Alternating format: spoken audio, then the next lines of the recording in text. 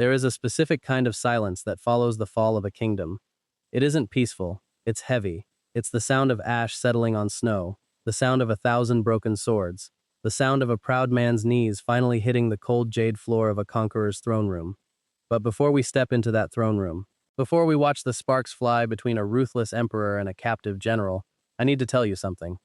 If you want the full continuation of these stories, more uncensored 18+ ancient BL content, extended scenes, and unlimited royal forbidden romance, you can join us on Patreon at SpicyAncientBL. YouTube does not allow us to show or monetize everything freely here, so the deeper, darker, and much more intense versions are waiting for you there.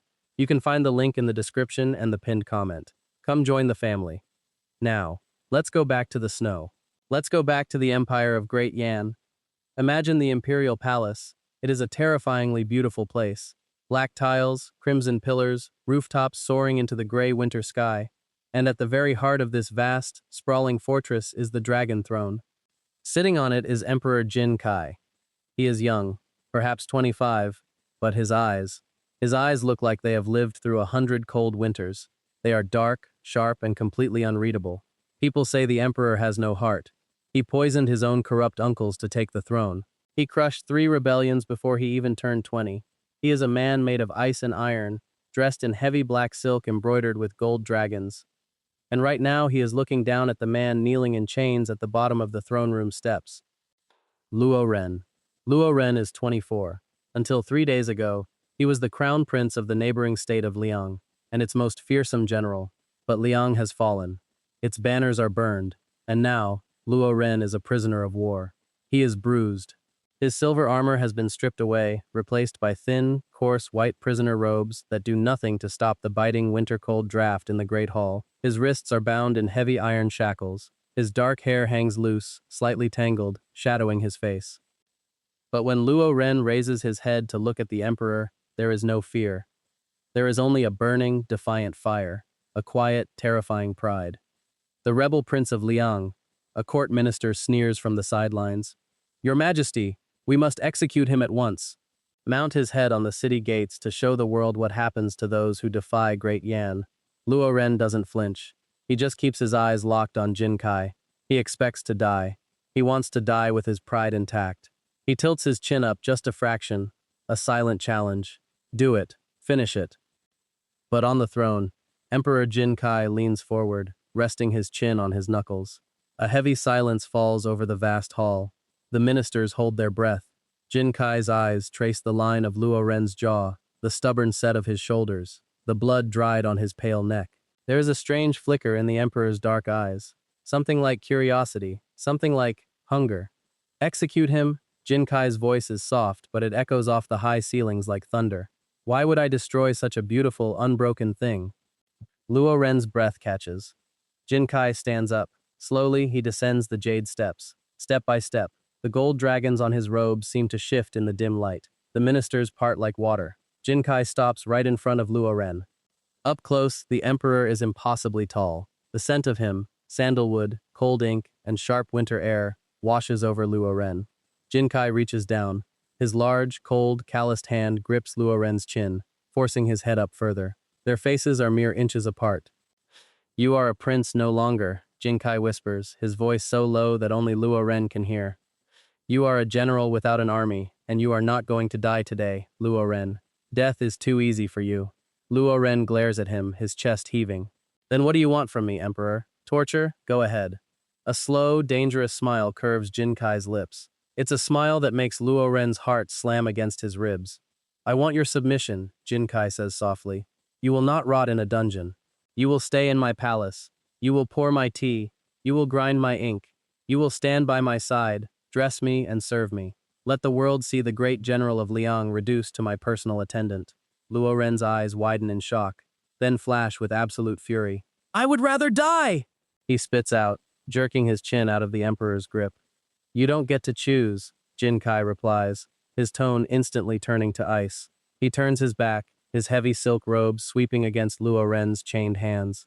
"Take the chains off him, wash him, give him the robes of a palace servant. If he tries to run, break his legs. If he tries to kill himself, slaughter the remaining 3,000 prisoners of war from his kingdom." Luo Ren freezes. The blood drains from his face. Jin Kai glances back over his shoulder, his profile sharp in the shadows. I own your life now, Luo Ren. Every breath you take belongs to me. And just like that, the nightmare and the tension begins. Can you imagine the humiliation? A warrior, a royal prince, forced into the soft, pale blue robes of a personal attendant, forced to walk with his head bowed, forced to live in a small, sparse room attached to the emperor's grand bedchamber. For the first few weeks, they are like two wolves circling each other in a cage.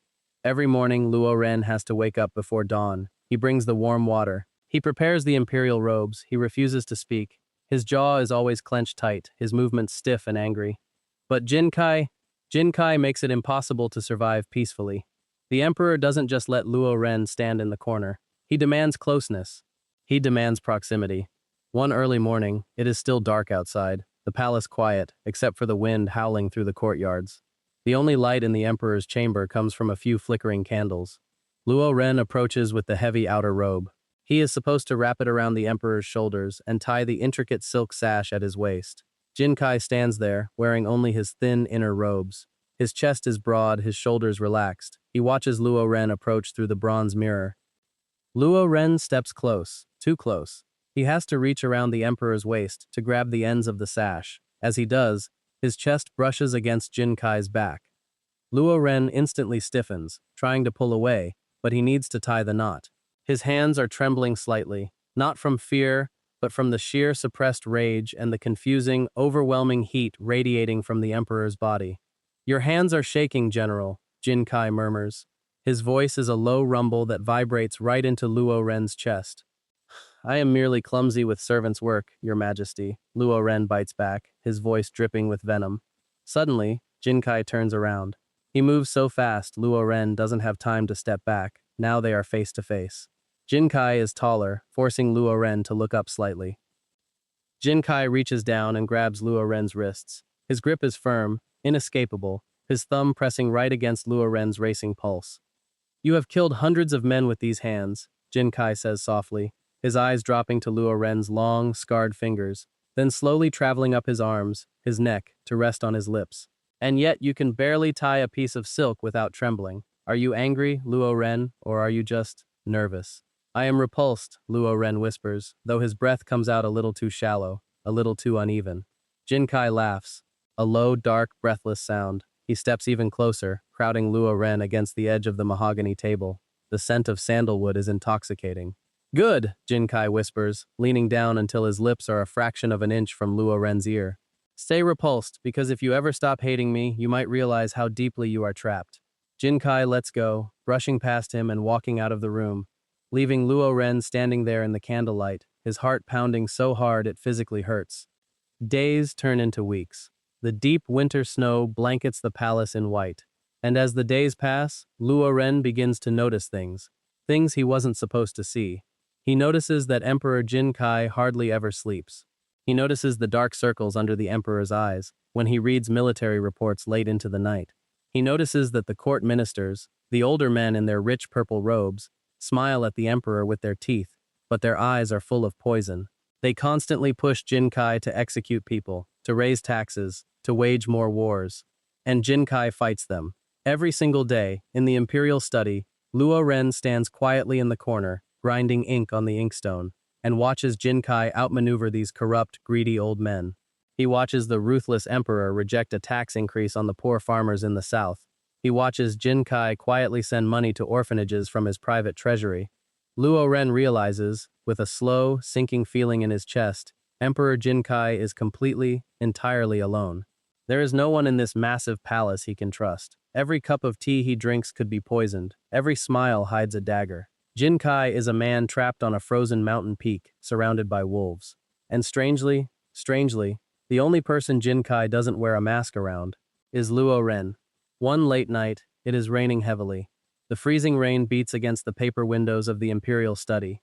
The room is dimly lit, smelling of old parchment and rich ink. Luo Ren is exhausted.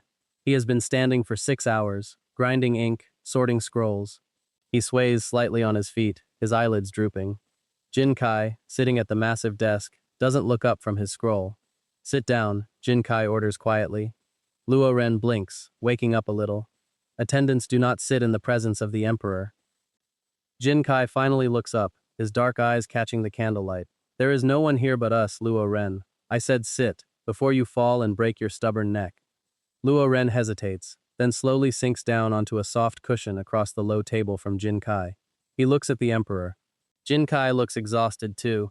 The royal crown has been taken off, his dark hair falling loosely over his shoulders. In this moment, he doesn't look like a conqueror. He just looks like a tired young man. Without thinking, Luo Ren reaches out and takes the ink stick from Jin Kai's hand. Rest your eyes, Luo Ren says, his voice surprisingly gentle. I will finish grinding this. Jin Kai freezes. He looks at Luo Ren's hand, then up at his face. For a long, agonizingly silent moment, they just stare at each other. The sound of the rain outside seems to fade away. There is a shift in the air. The heavy, bitter hatred that had stood between them is suddenly melting, replaced by something much more dangerous. Jin Kai reaches across the table. He doesn't take the ink stick. Instead, his fingers brush over the back of Luo Ren's hand. The touch is so light it's barely there, but it sends a jolt of pure electricity straight up Luo Ren's arm. You shouldn't look at me like that, Jin Kai whispers, his voice strained, a raw, naked vulnerability flashing in his eyes. Like what? Luo Ren breathes out. Like I am human, Jin Kai says. Luo Ren swallows hard. He should pull his hand away. He knows he should. He is a prisoner. This man conquered his home, but as he looks at Jin Kai's lonely, intense eyes, he finds that he can't move. Jin Kai's fingers slowly slip down, his thumb brushing against Luo Ren's wrist, finding his pulse again.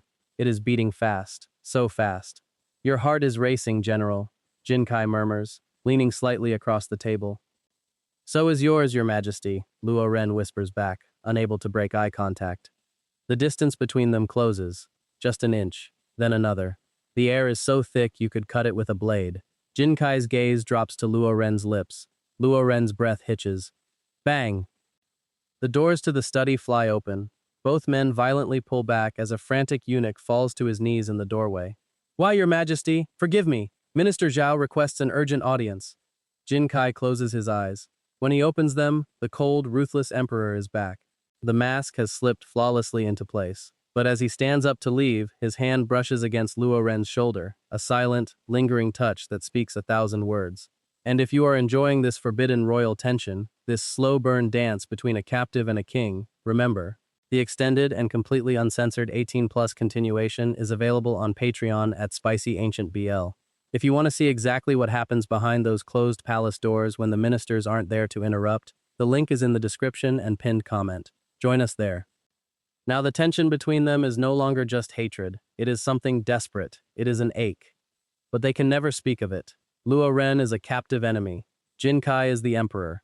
In the eyes of the court, they are master and slave, victor and defeated. And the court is growing suspicious. A month later, the grand winter banquet is held. The massive pavilion is lit with 1,000 red lanterns. The music is loud, the wine is flowing, and the golden tables are filled with powerful nobles, generals, and diplomats from allied kingdoms. Jin Kai sits at the highest table, a golden crown on his head, draped in heavy black and crimson robes. And Luo Ren is kneeling slightly behind him, holding a silver wine jug. He hates these banquets. He hates the way the drunken nobles look at him, whispering and pointing at the tamed dog of Liang. Minister Zhao, a fat, cruel man with a white beard, stands up, raising his wine cup.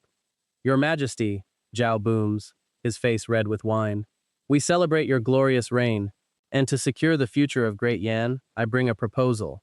The King of Wei offers his most beautiful daughter, Princess Hua, to be your empress.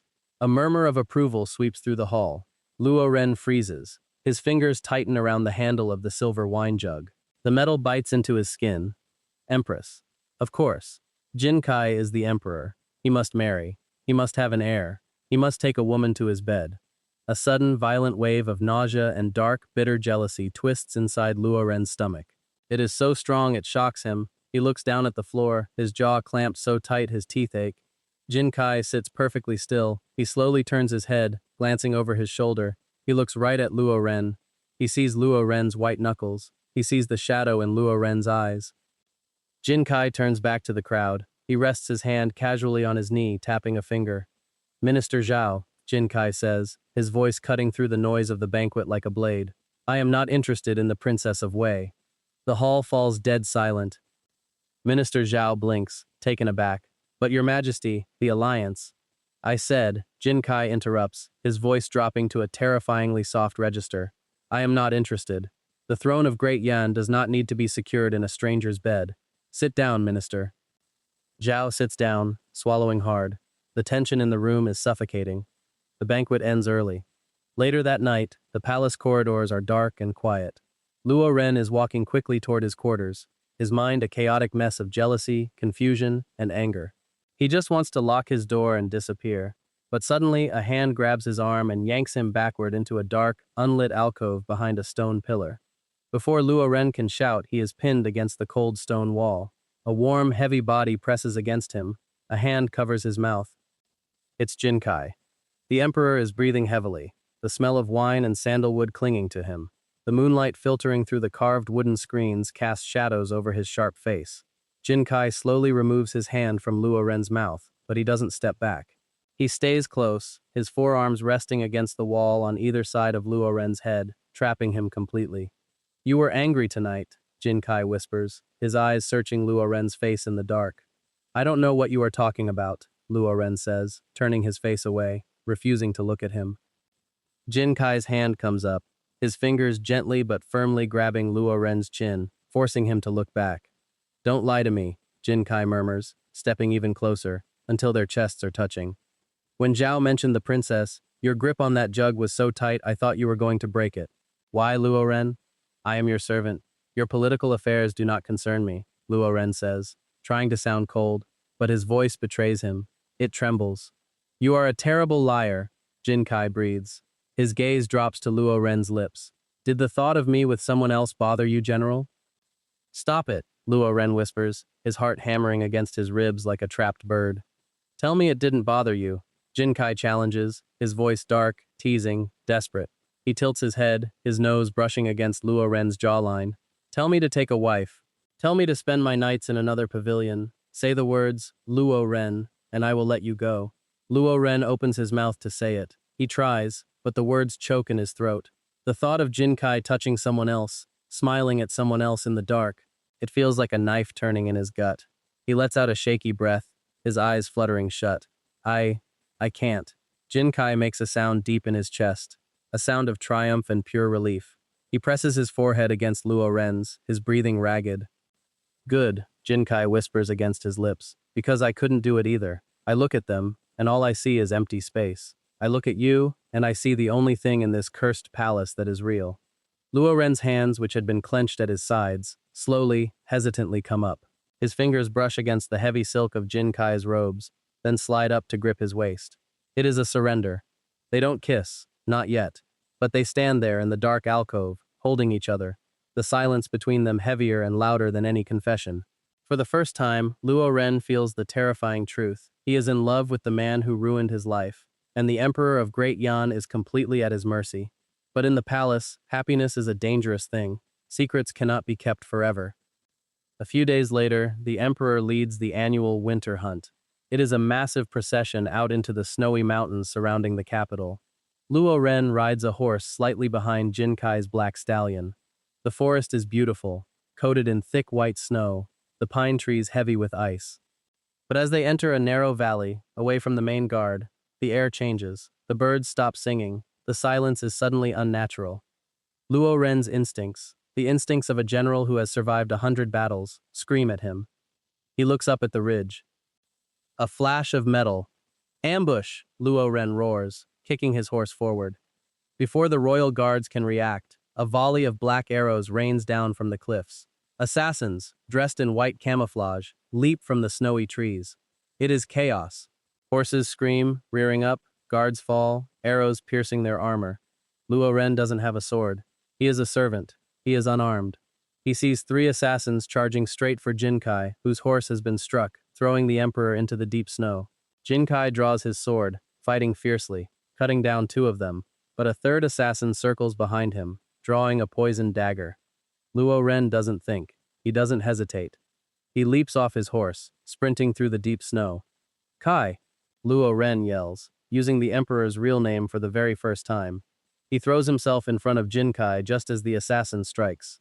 A sickening shk sound echoes in the cold air. Luo Ren gasps. The assassin's blade sinks deep into Luo Ren's shoulder, meant for Jin Kai's heart. Jin Kai's eyes go wide with absolute horror. With a roar of pure, unhinged fury, Jin Kai drives his sword through the assassin's chest, killing him instantly. The remaining royal guards finally rush in, securing the area, but Jin Kai doesn't care about the battle anymore. He drops his sword and falls to his knees in the blood-stained snow, catching Luo Ren as he collapses. Luo Ren, Luo Ren, hey, look at me. Jin Kai's voice is frantic, completely stripped of its usual calm. His hands are covered in Luo Ren's blood as he presses frantically against the wound. Luo Ren coughs, his face pale, a weak smile touching his lips. You're safe. Why did you do that? Jin Kai yells, tears welling in the ruthless emperor's eyes. You idiot! You don't even have a weapon. Why would you take a blade from me? Luo Ren reaches up with a trembling, blood-stained hand. He gently touches Jin Kai's cheek, smearing blood on the emperor's perfect, pale skin. Because, Luo Ren whispers, his vision fading, because my heart belongs to you now. Luo Ren's hand falls and his eyes roll back. No! Jin Kai screams, a sound of such heartbreaking agony that the guards look away. Jin Kai scoops Luo Ren up into his arms, completely ignoring the protocols, ignoring the blood ruining his royal robes. He carries the unconscious general to a horse. Ride, we ride to the palace. If he dies, I will slaughter every physician in this empire. For 3 days and 3 nights, Luo Ren burns with fever. He is not taken to the servants' quarters. He is placed directly in the emperor's bed, on the golden dragon silk sheets. The court is in an uproar. Minister Zhao and the conservative nobles are furious. An enemy captive, sleeping in the emperor's bed? It is a scandal. But no one dares to speak to Jin Kai. Jin Kai doesn't sleep. He doesn't hold court. He sits beside the bed for 3 days, personally wiping the sweat from Luo Ren's forehead, changing his bandages, forcing bitter medicine down his throat. He looks like a ghost, pale, exhausted, his eyes red. On the 4th night, the fever finally breaks. Luo Ren slowly opens his eyes.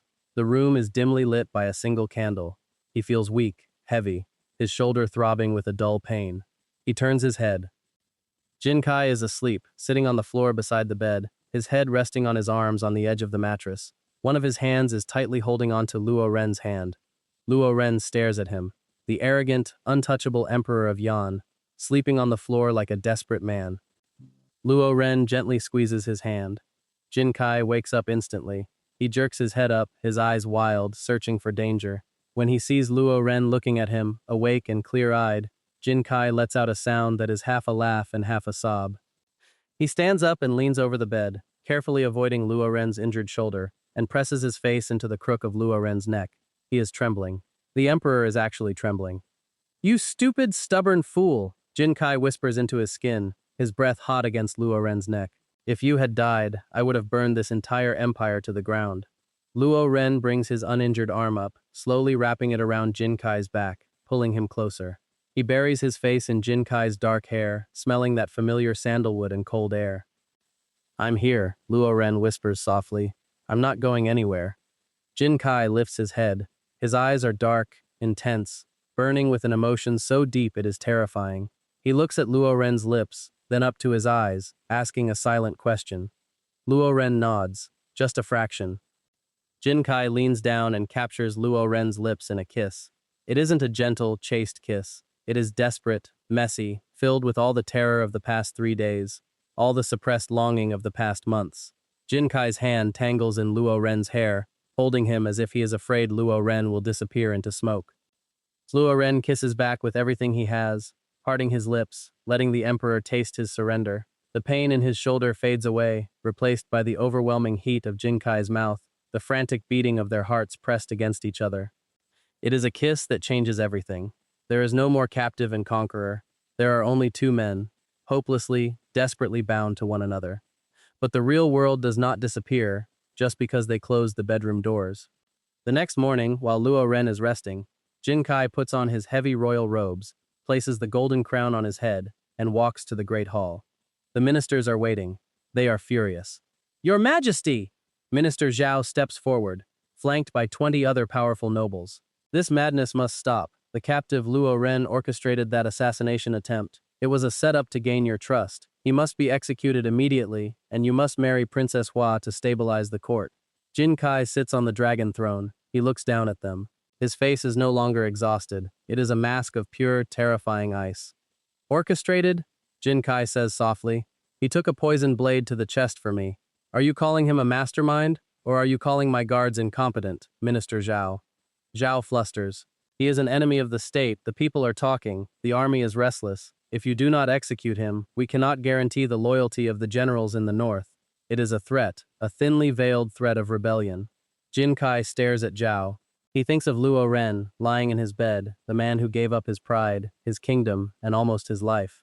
Jin Kai stands up. Slowly, he draws the imperial sword from his waist. The steel rings out, echoing through the silent, terrified hall. He walks down the jade steps. The ministers back away, trembling. Jin Kai stops right in front of Minister Zhao. You misunderstand something, Zhao. Jin Kai says, his voice so cold it seems to freeze the air in the room. I do not sit on this throne because you put me here. I sit here because I am the strongest. And if you, or any general in the north, wishes to challenge my claim, or threaten the man who holds my heart, Jin Kai raises the sword, pointing the tip directly at Zhao's throat. I will show you why they call me the ruthless emperor. I will water the gardens of this palace with your blood. Luo Ren is under my protection. Whoever speaks his name with disrespect again will lose their tongue. Whoever plots against him will lose their head. Do we understand each other? Zhao falls to his knees, shaking uncontrollably, his forehead hitting the floor. Yes, your majesty. Long live the emperor. One by one, every minister in the hall falls to their knees, bowing deeply, absolutely terrified. Jin Kai sheathes his sword. He turns his back on them and walks away. He doesn't care about their politics anymore. He only cares about getting back to his chambers. Months pass. The deep winter snow finally melts, giving way to the soft, warm breezes of spring. The palace gardens are blooming with cherry blossoms, pink petals scattering in the wind. On a high balcony overlooking the capital, two men stand side by side. Luo Ren is no longer wearing the coarse robes of a servant. He is dressed in rich, deep blue silk, elegant and dignified. The iron shackles are a distant memory. His posture is proud, his eyes clear and calm. Beside him stands Emperor Jin Kai.